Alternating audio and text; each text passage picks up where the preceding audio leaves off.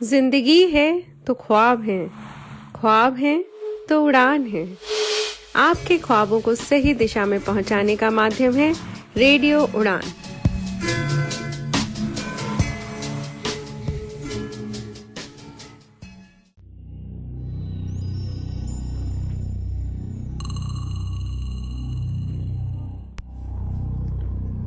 Hello and a very warm welcome to all the book lovers out there, and this is your favorite bookworm Vikas Munod. Welcome to yet another episode of Book World, and as you would be knowing, आज हम discuss कर रहे हैं The Woman in Black, The Angel of Death. पिछले हफ्ते हमने देखा कैसे दूसरे विश्व युद्ध के दौरान कुछ स्कूली बच्चों को लंदन से एक छोटे से गांव में शिफ्ट करने के लिए दो टीचर्स उनके साथ जाती हैं, और वहाँ पे जो घर था उसका हश्र कैसा हो चुका था जब वो वहाँ पे गए, वो भी हमने देखा। और उस पहले ही दिन जब वो वहाँ पे रात को सोने जाते हैं, तब उनके टीचर्स में से एक मिस पार्किंस सॉरी, तो ईव पार्किंस के कुछ एक्सपीरियंसेस हमने देखे उस घर में। उनको कैसी कैसी एक अलग आवाजें सुनाई देती हैं या कुछ दिखाई देता है, वो सब हमने देखा। अब आगे, अगली सुबह जब सारे बच्चे बाहर खेल रहे थे, वहां पे जीन हॉक्स भी वहां पे बच्चों के साथ थी। ईव थोड़ी लेट पहुंची, और जब ईव ने देखा कि वहां एडवर्ड नहीं है, तो उसने जेन से पूछा कि एडवर्ड कहाँ है। जीन ने बहुत ही स्टर्न टोन में बोला कि चूंकि एडवर्ड किसी से बात नहीं करता, वो चुपचाप रहता है, इसलिए उसको पनिशमेंट के तौर पे घर के अंदर ही रखा है। उसको ये कहा गया है कि जब तक वो बाहर नहीं आ सकता तब तक वो बाहर नहीं आ सकता जब तक वो किसी से बात ना करे।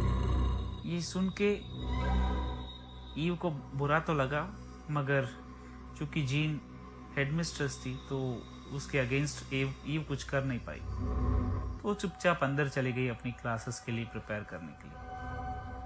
तो जैसे ही वो अंदर गई, उसने देखा कि टॉम और जेम्स वहां पे खेल रहे थे, शायद आंख मिचोली या और कुछ, मगर उनको बाहर होना चाहिए था। तो ईव ने उनसे बहुत ही स्ट्रिक्टली बोला कि आप लोग यहाँ पे नहीं रह सकते, और ये क्या कर रहे हो। और फिर ईव ने उनसे कहा कि एडवर्ड को भी आप लोगों को साथ में लेना चाहिए, वो अकेला पड़ गया है, उसकी माँ की डेथ हुई है। तो ये सिचुएशन अगर तुम्हारे साथ होती और तुम्हें कोई अकेला छोड़ता तो कैसा लगता। ये सब बोल के उन्होंने बच्चों को बाहर जाने के लिए कहा। वो बच्चे खेल रहे थे वहां पे, तो ईव ने मुड़ के देखा, वहां पे एडवर्ड बैठा था डॉर्मेट्री में, और वो कुछ चित्र बना रहा था। ईव उसके पास गई और उसने देखा कि वो बहुत ही कंसंट्रेशन से वो चित्र बना रहा है। तो ईव ने उसको डिस्टर्ब नहीं किया और अपनी क्लास प्रिपरेशन के लिए वापस चली गई।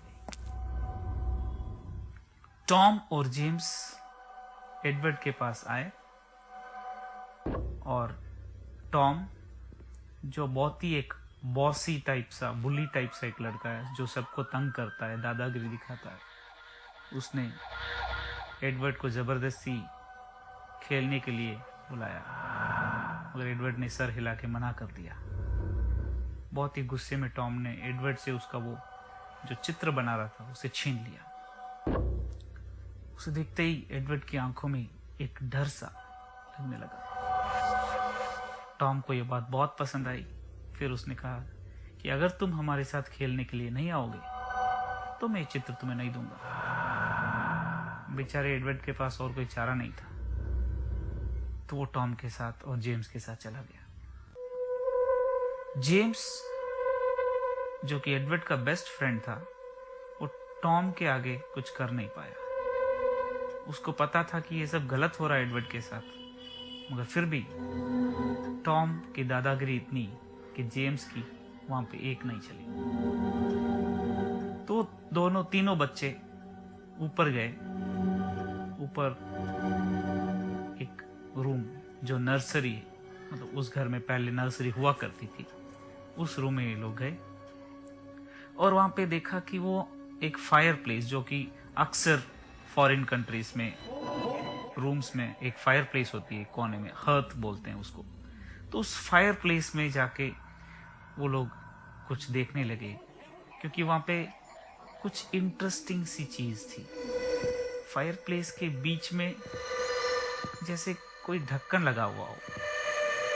तो टॉम ने उस ढक्कन को हटाया तो वो ढक्कन नहीं था, एक बॉक्स था। उस बॉक्स को उठा के देखा तो अंदर एक कौवा मरा पड़ा हुआ था। उस कौवे के पास उसके बहुत सारे बच्चे या चूसे जो कह लीजिए, एक 3-4 थे। कौवा तो बहुत पहले ही मर चुका था, बहुत सालों पहले मर चुका था। तो वहां पे एक वो हाथ का एक पोकर था जिसे वो आग को स्टोक करने के लिए यूज करते हैं। वो ऐसा एक सरिया था।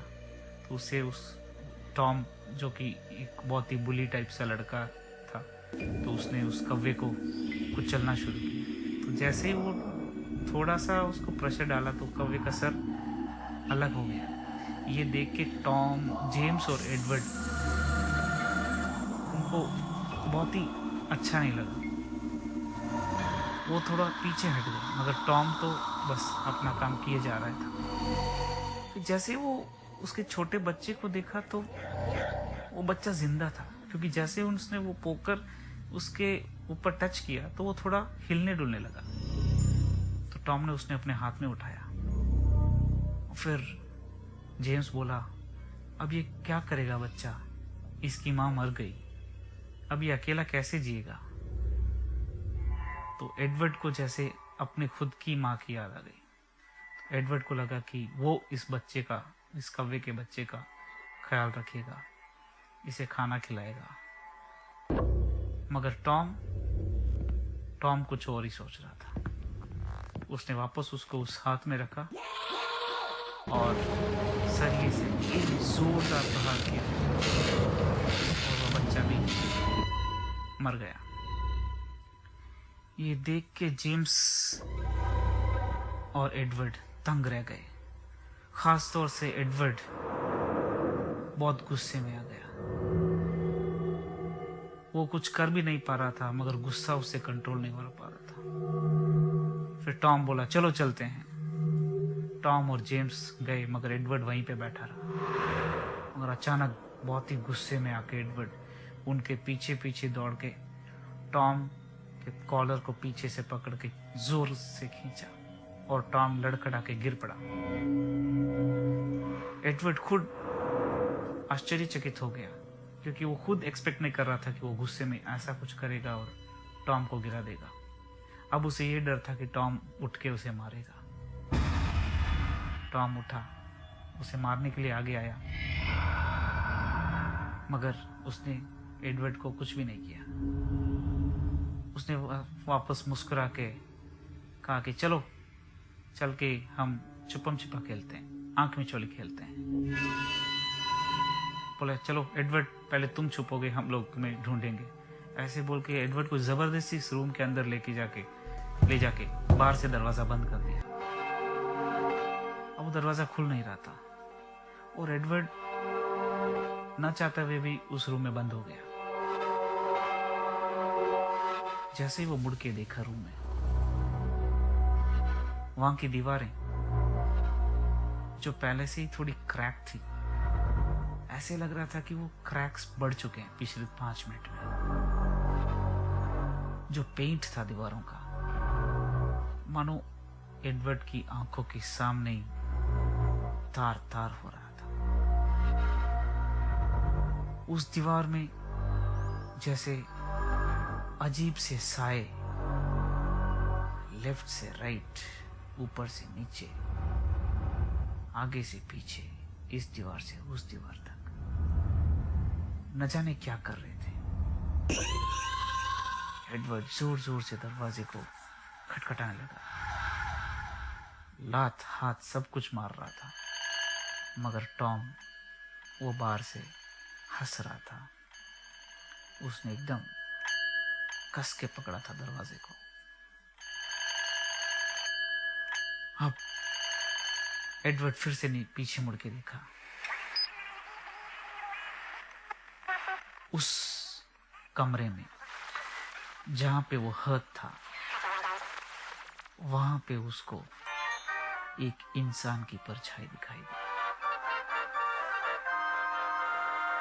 वो इंसान एक काला कोट पहन के, जैसे कोई काला वस्त्र पहन के खड़ा हो, मगर उसका मुंह जो एक बुरखे या पर्दे या घूंघट जैसे भी कह लीजिए उसे ढका हुआ था, मगर वो देखा कि वो बहुत ही सफेद हो चुका था, मानो कि उसमें जान ही नहीं है या किसी ने उसको कंप्लीटली ब्लीच कर दिया हो। और आंखों में तो मानो खौफ या फिर रिस्क या डेंजर का संकेत साफ झलक रहा था। दोस्तों, यहाँ पे रुकते हैं एक छोटे से ब्रेक के लिए। आप कहीं भी नहीं मत जाइए, हम वापस आएंगे और कंटिन्यू करेंगे। स्टे ट्यून टू रेडियो उड़ान, a flight of life. Welcome back. Edward फिर से जोर जोर से दरवाजे को खटखटाने लगा। ये सब आवाज नीचे बैठी पार्किंस को सुनाई दी। ये फटाफट उठी।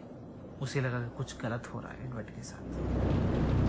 वो जल्दी से आई, जोर जोर से एडवर्ड एडवर्ड बुलाती हुई आई। ये आवाज सुन के टॉम बहुत डर गया। उसे लगा कि वो मुश्किल में पड़ गया, और वो फटाफट वहां से हट गया। ईव ने पूछा, एडवर्ड कहाँ है? तुम लोगों ने उसे लॉक किया है क्या? ईव ने दरवाज़ा खोलने की कोशिश की, मगर दरवाज़ा खुल नहीं रहा था। उसे लगा कि टॉम ने उसे लॉक कर दिया है। जब ईव ने टॉम से की मांगी तो टॉम बोला कि मैंने लॉक नहीं किया। वो बोली, एडवर्ड घबराओ मत, हम तुम्हें खोल देंगे। मगर ईव ने बहुत कोशिश की, दरवाज़ा नहीं खुला। बस वो पीछे मुड़ के कुछ औजार के लिए नीचे जाने का सोच ही रही थी कि दरवाजा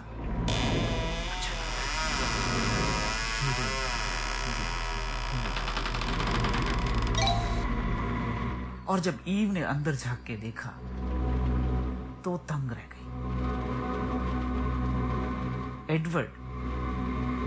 वो एडवर्ड जो इतनी देर तक दरवाजे को जोर जोर से पीट रहा था, अब एकदम शांत रूम के बीचों बीच बैठा हुआ था। वो किसी चीज से खेल रहा था। उसके हाथ में एक डॉल थी, बहुत ही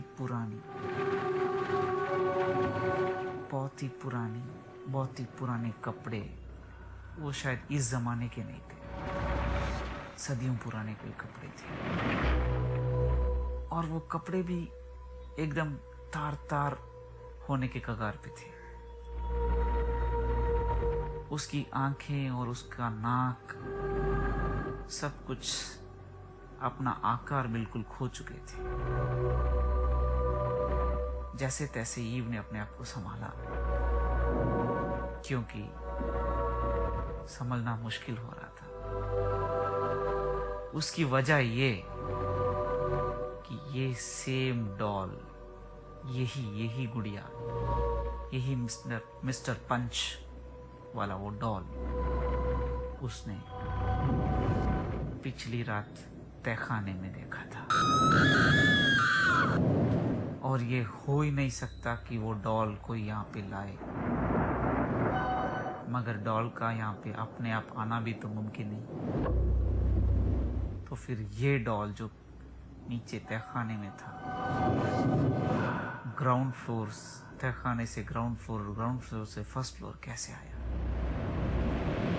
समझना और सोचना दोनों ही बहुत मुश्किल हो रहा था ईव के लिए, क्योंकि उसके मन को भय ने पूरी तरह से घेर लिया था।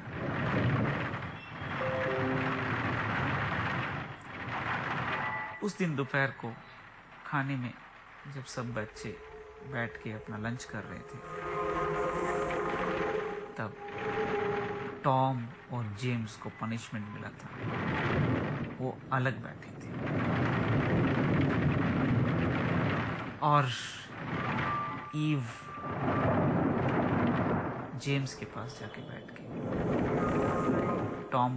टॉम और जेम्स अपना इम्पोजिशन लिख रहे थे, माफीनामा लिख रहे थे, क्योंकि एडवर्ड को उन्होंने बहुत सताया, तो वो अलग बैठे अपना माफीनामा लिख रहे थे। और एडवर्ड के पास ईव बैठी। ईव ने सोचा कि कुछ तो बात है कि एडवर्ड थोड़ा सहमा सा कुछ अलग दिखाई दे रहा है जब से वो उस रूम से बाहर निकला है। ईव ने ये जानने की बहुत कोशिश की कि वो डॉल उसे कहाँ से मिली, मगर एडवर्ड, जैसे कि आप जानते हैं, अभी तक उसने एक शब्द नहीं कहा है। एडवर्ड ने कुछ नहीं कहा। तभी अचानक कॉलिंग बेल बजी और हैरी वहां पे आया। तो ईव हैरी से मिलने के लिए, बात करने के लिए गई और जीन हॉक्स भी खिड़की से देख रही थी कि कौन आया। यही देख के मौका ताड़ा टॉम ने और एडवर्ड के पास आके वो ड्राइंग लहराने लगा। एडवर्ड ने भी एक छोटे से पर्ची में लिख के दिया, ये लिखा कि मुझे मेरा ड्राइंग वापस दे दो। टॉम ये देख के और भी खुश हुआ और उसके सामने, उसके मुंह के सामने लहराने लगा। और जब एडवर्ड छलांग लगा के या झपट के उस ड्राइंग को लेना चाहा, तो टॉम ने उसे और दूर कर दिया और उसे फाड़ने का एक एक्शन किया। तो ये देखकर एडवर्ड बहुत डर गया और अपनी जगह पे बैठ गया। ये सब वहां पे जॉयस, जो एक लड़की स्टूडेंट वहां पे थी, वो देख रही थी। जॉयस एक बहुत ही बॉसी टाइप की लड़की थी। उसे सबको कंट्रोल करना, ऑर्डर्स देना, वो अच्छा लगता था। तो जॉयस ने वॉर्न किया टॉम को कि वो एडवर्ड को उसकी ड्राइंग वापस कर दे। बस जैसे तैसे उनका लंच खत्म हुआ और यहाँ पे हैरी आए। हैरी और ईव बातें करने लगे और दोनों इस आइलैंड के बारे में, यहाँ कुछ अलग है उसके बारे में बात कर रहे थे, मगर कुछ खास नहीं। मगर जब हैरी वहां से निकला तो ईव ने दरवाजा बंद किया और वापस वॉक करके आ रही थी। तो फ्लोर बोर्ड में से एक लकड़ी का पीस या एक बोर्ड कह लीजिए, उनके पैरों, ईव के पैरों तले ऐसे दब रहा था, मानो कि वो टूट के नीचे गिर जाएगा और ईव अंदर गिर जाएगी। तो ईव ने उसे देखा और उसे लगा कि ठीक है, इसे ठीक कराना पड़ेगा। मगर जैसे वो अंदर गए, उस बोर्ड को थोड़ा, वो जो उसके पैर से अंदर गया, उसको ठीक करने के लिए झुकी, तो उसने देखा कि नीचे से एक जोड़ी आंखें, a pair of eyes, उसे घूर के देख रही है। और जो चेहरा, जो फेस जिसमें ये आंखें थी, वो एकदम वाइट।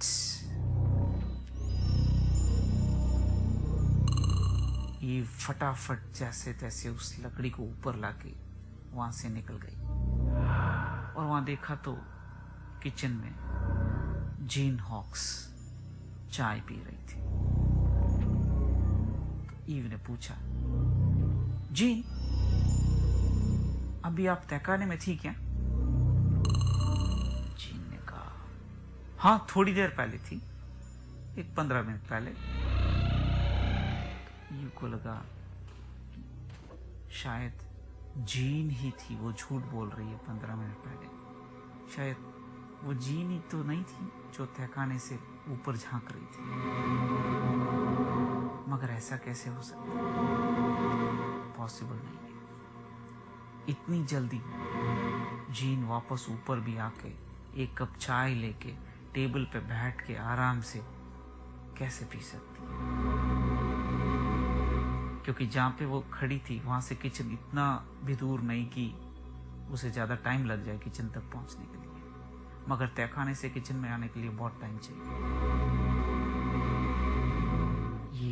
ये डर अपने मन में समेटे हुए अपनी चाय पी के फिर सारे बच्चों को सुला के सोने चली गई।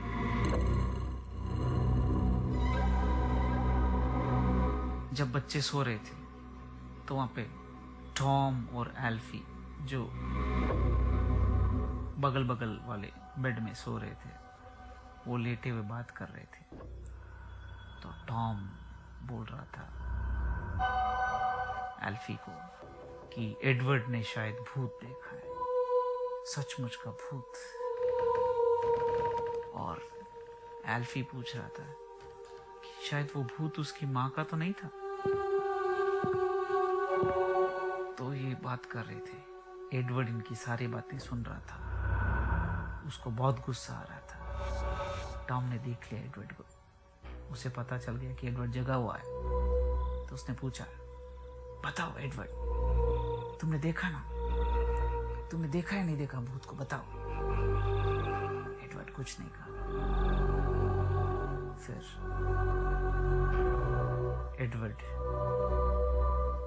टॉम अपने पॉकेट में से वो ड्राइंग निकाल के एडवर्ड की आंखों के सामने लहराने लगा। जैसे एडवर्ड लेने की कोशिश की उस ड्राइंग को, टॉम ने फटाफट उसको समेट के अपने पॉकेट में डाल दिया। एडवर्ड टॉम के सामने जाके उसे घूर के देख के आया। टॉम हंसने लगा। फिर एडवर्ड बहुत ही गुस्से में, उसे पता नहीं क्या करें, सो गया। थोड़ी देर में एडवर्ड अपने राइट साइड मुड़ के सोने की कोशिश कर ही रहा था। उसके सामने एक भयानक चेहरा खड़ा हुआ दिखाई दिया। एडवर्ड डर के मारे बेड से नीचे गिर गया और जब उठ के देखा तो वो टॉम था, ऑक्सीजन मास्क पहना हुआ। तो टॉम जोर जोर से हंसने लगा वापस। अब जेम्स आ गया। जेम्स ने बहुत ही गुस्से में टॉम से कहा, चुपचाप एडवर्ड को अपना ड्राइंग वापस कर दो। ये सुन के सारे बच्चे हैरान रह गए, क्योंकि जेम्स ने आज तक कभी भी टॉम के सामने अपनी आवाज बुलंद नहीं की थी। और टॉम खुद हैरान रह गया, क्योंकि किसी भी बच्चे ने उसके खिलाफ आवाज बुलंद नहीं की अभी तक। बस टॉम और जेम्स सामने खड़े हो गए, एक दूसरे से भिड़ने के लिए, लड़ने के लिए तैयार।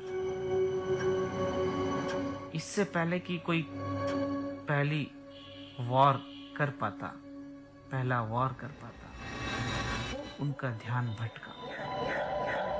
उन्हें आकाश में एरोप्लेन्स की आवाजें सुनाई दी। एल्फी बहुत एक्साइटेड होके, अरे एयर रेड हो रही है, छुप जाओ। टॉम बोला, अरे पागल, ये तो अपनी ब्रिटिश गवर्नमेंट की एरोप्लेन से, अपने ऊपर क्यों वॉर करेंगे, अपने ऊपर क्यों बम बरसाएंगे। तो सारे बच्चे बहुत ही उत्सुकता से भरपूर उस कमरे की खिड़की से बाहर देखने लगे। वहां उन्होंने देखा तो बहुत सारी एरोप्लेन एक के पीछे एक पर्टिकुलर पैटर्न में जा रही थी, मगर अचानक उनमें से एक में आग लगी और वो धीरे धीरे पूरी एरोप्लेन में फैल के वो समंदर में बस गिरने की कगार पे थी। बच्चे बहुत डर चुके थे, वो भगवान से प्रे कर रहे थे कि कैसे भी वो प्लेन बच जाए। इधर बच्चे प्लेन देख रहे थे और उनके पीछे दीवारों से एक साया धीरे से बाहर निकल के इन बच्चों को देख रहा था, परख रहा था, अपने शिकार के लिए चुन रहा था। एक प्लेन की आवाज सुन के बच्चे जीन भी नीचे आई। उन्होंने भी बच्चों के साथ मिलके देखा वो प्लेन, मगर जैसे ही जीन आई वो साया धीरे से वापस दीवारों में चला गया। जो प्लेन जल रही थी वो अब समंदर में गिर गई और बस उसका नामो निशान नहीं रहा। बाकी की प्लेन्स अपने रास्ते चलती बनी। ये सब देख के बच्चे सो गए। रात को अचानक एडवर्ड जागा। उसे लग रहा था कि कोई उसके पास खड़ा उसे देख रहा है। एक ब्लैक कोट पहनी हुई औरत। एडवर्ड खुश हो।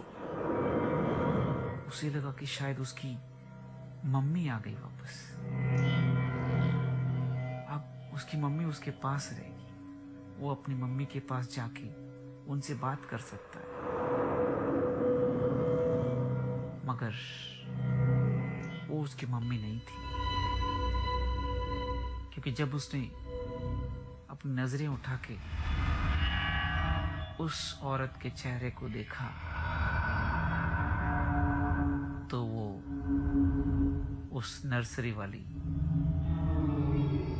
सफेद चेहरे वाली वुमन इन ब्लैक थी। एडवर्ड ने अपनी नजरें तुरंत हटा ली, मगर उसके पास वाली दीवार जिसके बगल में वो औरत खड़ी थी, वो दीवार मानो धीरे धीरे टूट रही है। उस दीवार से एक अजब सी एक स्मेल आ रही थी, एक बू, कुछ सड़ने की या कोई सड़ने की। दीवार थोड़ी गीली लग रही थी, उससे मिट्टी और चूना धीरे धीरे निकल रहा था। एडवर्ड बहुत डर चुका था।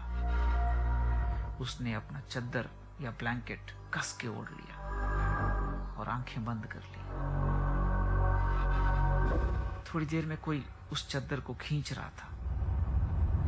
एडवर्ड ने बहुत ताकत लगा के, पूरी ताकत अपनी झोंक के अपना चद्दर दबाए रखा और थोड़ी देर में उस चद्दर को जो भी खींच रहा था वो छोड़ के चला गया। अब वो औरत एडवर्ड को छोड़ के टॉम की ओर गई। जैसे ही वो टॉम के पैरों के पास जाके खड़ी हुई, टॉम अपनी नींद से जागा और उसे देख के फटाक से बैठ गया और बस अपना चद्दर निकाल के बाहर निकल के अपने ब्लैंकेट से नंगे पांव उस कमरे से उस औरत के पीछे पीछे मानो एक रोबो है जैसे चलता गया। दोस्तों, इस भयानक कहानी के बीच में थोड़ा रिलीफ ले लेते हैं, अ म्यूजिकल रिलीफ। एक प्यारा सा नगमा सुन के हम वापस इस स्टोरी को कंटिन्यू करेंगे। कीप लिसनिंग टू रेडियो उड़ान, अ फ्लाइट ऑफ लाइफ।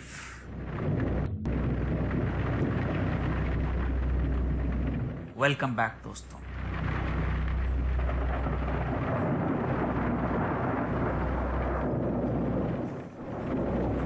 उस औरत के पीछे पीछे उस घर के मेन डोर तक टॉम चला। मेन डोर बंद था,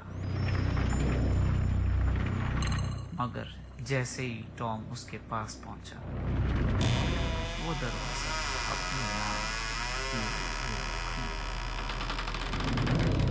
जब बाहर टॉम निकला तो वहां पे स्नोफॉल, बर्फबारी हो रही थी और बहुत ठंड थी।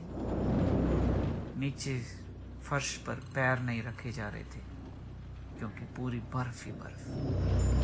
और तब टॉम को लगा कि उसने अपनी चप्पल या शूज भी नहीं पहने। उसने पीछे मुड़ के अंदर जाने की कोशिश की, मगर जो औरत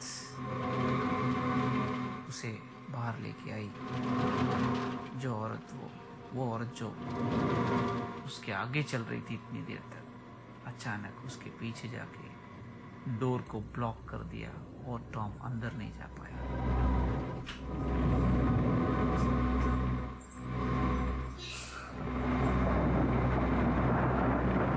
टॉम ने उसकी ओर देखा और न जाने उसकी आंखों से, उस औरत की आंखों से टॉम की आंखों को क्या संदेश मिला। बस टॉम ने अग्रीमेंट में अपना सर हिलाया, सहमति में अपना सर हिलाया और बाहर चल पड़ा। वो चलता गया। अगली सुबह सबसे अंत में एडवर्ड जागा। उसने देखा कि सब लोग नींद से उठ चुके थे और इधर उधर कुछ कर रहे थे। उसे लगा कि कुछ हुआ है, मगर क्या पता नहीं। सब लोग कुछ ढूंढ रहे थे, पलंग के पीछे, पलंग के नीचे, दरवाजे के पीछे, इस रूम में, उस रूम में। सारे बच्चे भी बहुत ही क्यूरियस दिखाई दे रहे थे। तब एडवर्ड ने अचानक महसूस किया कि टॉम वहां पे नहीं था। टॉम कहां गया? और उसने देखा कि उसकी तकिए के नीचे, एडवर्ड ने अपने खुद के तकिए के नीचे देखा कि उसका ड्राइंग जो टॉम ने उससे छीन के रखा हुआ था अपने पास, वो ड्राइंग एडवर्ड के खुद के तकिए के नीचे उसे मिला। ये कैसे हो सकता है? मगर टॉम कहाँ है? एडवर्ड किसी से पूछ भी नहीं सकता और किसी ने एडवर्ड की ओर मुड़ के देखा भी नहीं, एक्नॉलेज भी नहीं किया कि वो उठ गया है। बस सब बहुत ही व्यस्त अपने काम में। और जब उनको पता चला कि पूरे घर में टॉम कहीं भी नहीं है, तो ईव और जेन दोनों निकले बाहर जाने के लिए। दोनों ने अपने शूज और कोट पहने और दरवाजे की ओर निकल पड़े। जैसे ही जीन ने दरवाजे का हैंडल प्रेस किया तो दरवाजा खुल गया।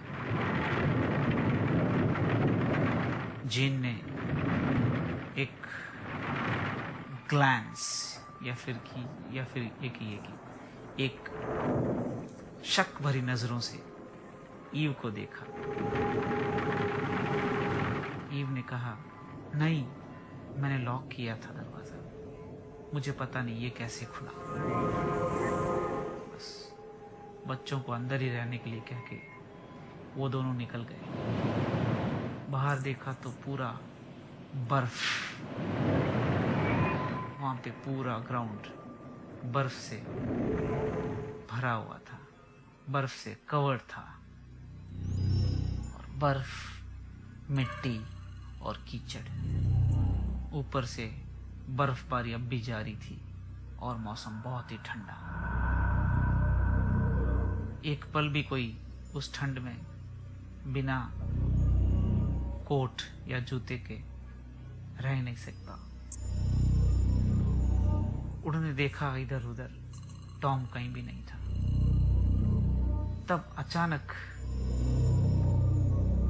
ईव ने देखा कि वहां पे एक छोटे से पैरों के निशान थे। वो उन पैरों के निशान को फॉलो करते करते जो कांटेदार बार्ड फेंस, उस तरफ गई और दूर से उसने देखा कि उस फेंस में कोई अटका हुआ है। दिमाग पे ज्यादा जोर डालने की जरूरत नहीं थी, क्योंकि जैसे ही उसने देखा, ईव को पता चल गया कि वो इंसान कोई और नहीं, टॉम ही है। वो जोर से चिल्लाई और उस फेंस की ओर भागी, और पीछे पीछे जेन भी। मगर उससे पहले कि वो टॉम के एकदम करीब जाते, उनको पता चल गया कि टॉम मर चुका था। वो बुरी तरह से उस कांटेदार बाड़ में फंस चुका था।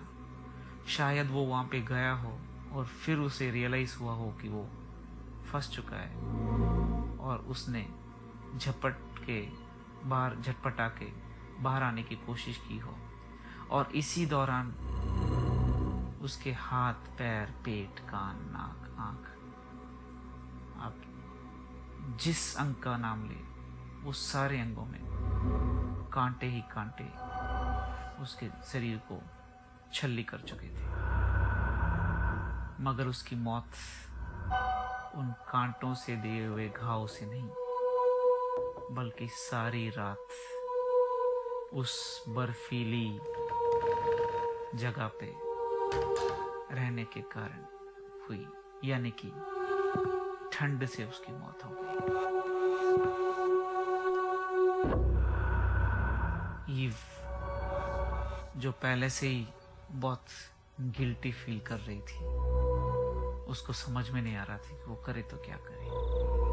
और जीन, जो बहुत ही स्ट्रिक्ट हेडमिस्ट्रेस थी, जिसे कोई भी भावनाएं टस से मस नहीं कर पाती थी, वो भी अपना आपा धीरे धीरे खो रही थी। अपनी भावनाओं पे वो काबू नहीं रख पा रही थी। वो बहुत ही सहमी सी आवाज में, एक कांपती हुई आवाज में बच्चों से बार बार यही कह रही थी कि रूल्स को फॉलो करो, जहाँ पे जाना है वहीं पे जाओ, जहाँ नहीं जाना है वहां पे मत जाओ, अंदर रहो। मगर उसकी बातों में वो डर साफ झलक रहा था, और बहुत सारी चीजें तो वो बार बार रिपीट कर रही थी। उसे पता ही नहीं चल रहा था कि वो कहे तो क्या कहे। ईव चुपचाप एक कोने में खड़ी, सहमी सी, उसे पता भी नहीं कि वो क्या करे। तभी अचानक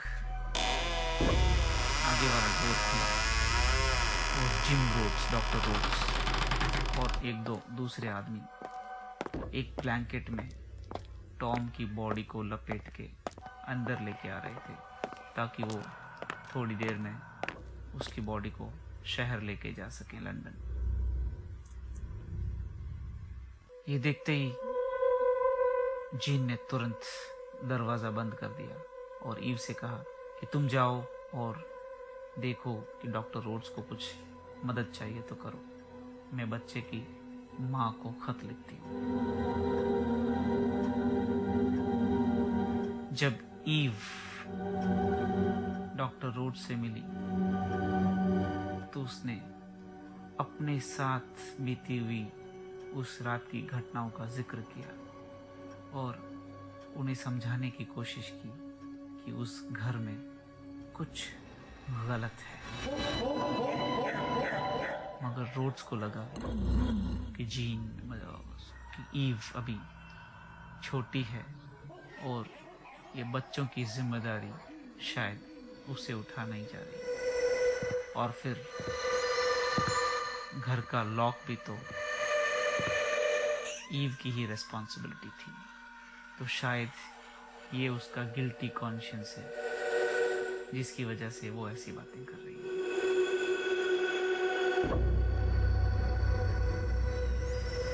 डॉक्टर रोड्स के जाने के बाद ईव ग्राउंड में टहल रही थी क्योंकि उसका मन ठीक नहीं था। उसे लगा कि कुछ सही नहीं जा रहा है, और चलते चलते अचानक उसने देखा कि एक पेड़ के पीछे कोई खड़ा उसे देख रहा है, और जब उसे गौर से देखा तो वहां पे एक औरत खड़ी थी, एक ब्लैक कोट पहनी हुई, घूंघट निकाला हुआ था, चेहरा एकदम सफेद, मगर आंखें बेहद भयानक। ईव ने जोर से उससे पूछा, तुम कौन हो? तुम्हें क्या चाहिए? उस औरत ने उसे घूर के एक बार देखा और धीरे से पीछे मुड़ के चलने लगी। ईव कहाँ हार मानने वाली थी, वो भी उसे रुकने के लिए कह रही थी, मगर जब वो न रुकी तो ईव उसके पीछे पीछे भागने लगी। मगर ये तो हम सब जानते हैं कि एक भूत का पीछा एक इंसान कैसे कर सकता है। ईव भागे जा रही थी, मगर वो औरत उससे काफी दूर होती ही जा रही थी। अब तो ईव जो चलने के लिए रास्ता बना हुआ था उससे भी भटक के इधर उधर भागने लगी, उसके पीछे पीछे गिरती लुढ़कती भागती ईव अचानक गिर गई और लुढ़क के एक जगह पे ठहर गई, मगर बेहोश। जब थोड़ी देर में उसे होश आया, उसने अपनी आंखें खोली और जोर से चिल्लाया, क्योंकि उसने देखा कि उसके सामने एक शेप या एक आकार या एक इंसान, साया, जो मर्जी कह लीजिए, खड़ा है, पंख पसारे, आंखें बहुत भयानक, वही वाइट चेहरा और ब्लैक कोट। मगर जब उसने अपने आप को संभाला तो उसने पाया कि वो कोई औरत या कोई साया नहीं, बल्कि एक मूर्ति है। और उसने अपने आसपास देखा तो वहाँ बहुत सारे कब्र थे। तब उसे रियलाइज हुआ कि वो एक्चुअली कब्रिस्तान में आई है। वहां से जैसे तैसे वो ऊपर गई, ऊपर अपने घर गई और अपनी ड्रेस चेंज की और बच्चों के साथ आके बैठी। तभी हैरी दोपहर को वापस आया और ईव ने हैरी से सब कुछ बताया। हैरी से पूरी बात करने के बाद हैरी ने कहा कि चलो देखते हैं ऐसा इस घर में क्या है। तो ईव को बहुत ही आश्चर्य हुआ क्योंकि डॉक्टर रोड्स उस पर विश्वास करने के लिए बिल्कुल तैयार नहीं थे, मगर हैरी तुरंत उस पर विश्वास करके उस घर में छानबीन करने के लिए राजी हो गया। दोस्तों, रुकते हैं एक छोटे से ब्रेक के लिए और ब्रेक के उस पार हम इसे जारी रखेंगे। स्टे ट्यून टू रेडियो उड़ान, अ फ्लाइट ऑफ लाइफ।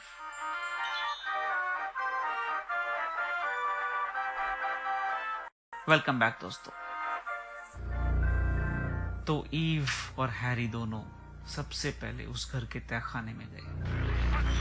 वहां पे बहुत सारी चीजें थी, उन चीजों को निकाल के ढूंढने लगे ताकि कोई क्लू मिल सके कि इस घर का राज क्या है, मगर कोई क्लू उनके हाथ नहीं लग रहा था। तभी अचानक हैरी को ग्रामोफोन मिला। उसे देख के हैरी एक्साइट हुआ। उसने पूछा कि ये फोनोग्राफ क्या है। ईव ने कहा, ज्यादा एक्साइट मत हो, ये काम नहीं करता है। कल रात को मैंने 2 दिन पहले मैंने उसे देखा, ये काम नहीं करता है। मगर उससे हैरी को कोई प्रॉब्लम नहीं थी क्योंकि हैरी इन कामों में बहुत ही एक्सपर्ट था। तो उसने उस फोनोग्राफ पे काम करना शुरू किया और ईव यहाँ पड़े हुए दूसरे डब्बों को खोल के उनमें से पेपर्स छांट के अलग कर रही थी ताकि कुछ इंफॉर्मेशन मिल सके। कुछ नहीं मिला, मगर अचानक एक डब्बे के एकदम नीचे उसे एक चाबी मिली। उसमें बस 2 अक्षर लिखे हुए थे, HJ। अब ईव को समझ नहीं आ रहा था कि HJ क्या है, और वो हैरी को वहां पे छोड़ के अपना फोनोग्राफ ठीक करने के लिए वो चली गई उस चाबी को सारे लॉक्स में ट्राई करने के लिए, मगर किसी भी लॉक में ये चाबी फिट नहीं हो रही थी। यहाँ बड़ी मुश्किल के बाद हैरी अपने मकसद में कामयाब हुआ और वो फोनोग्राफ आखिरकार चलने लगा, मगर जो डिस्क थी वो बहुत ही खराब हो चुकी थी। बहुत सारे स्क्रैचेस थे और जो प्ले हो रहा था वो भी टूटा, कभी एक वर्ड, कभी आधा सेंटेंस, कभी कभी पूरे सेंटेंस। तो बहुत मुश्किल हो रहा था हैरी के लिए कि क्या है, मगर ये उसे पता चल गया कि कम से कम ये कोई म्यूजिक की सीडी नहीं, मगर किसी इंसान की जिंदगी की आखिरी कुछ मिनट्स या घंटों की रिकॉर्डिंग है। वहां एक औरत जिसका नाम था एलिसन ट्रैवलर, वो बता रही थी कि उसका नाम एलिसन ट्रैवलर है और उसका बेटा, गोद लिया हुआ बेटा नथानियल ट्रैवलर मर गया डूब के, और उसकी बहन जैनेट विनफ्री, जिससे एलिसन ने नथानियल को गोद लिया था, वो जैनेट हम्फ्री को लग रहा था कि एलिसन की लापरवाही के कारण उसके बच्चे की मौत हो गई।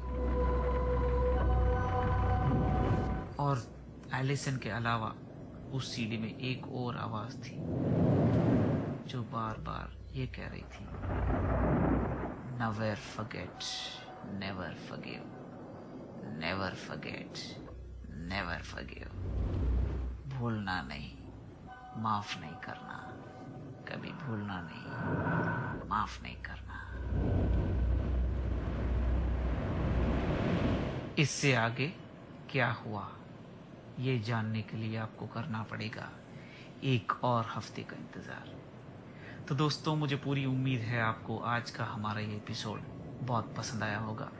अपने कमेंट्स, फीडबैक प्लीज़ शेयर कीजिए vikas.manoj@yahoo.com पे या 9840478204 पे आप व्हाट्सएप भी कर सकते हैं। कीप लिसनिंग टू रेडियो उड़ान, a flight of life will meet next week. Tata, bye bye, have a great week ahead. Thank you.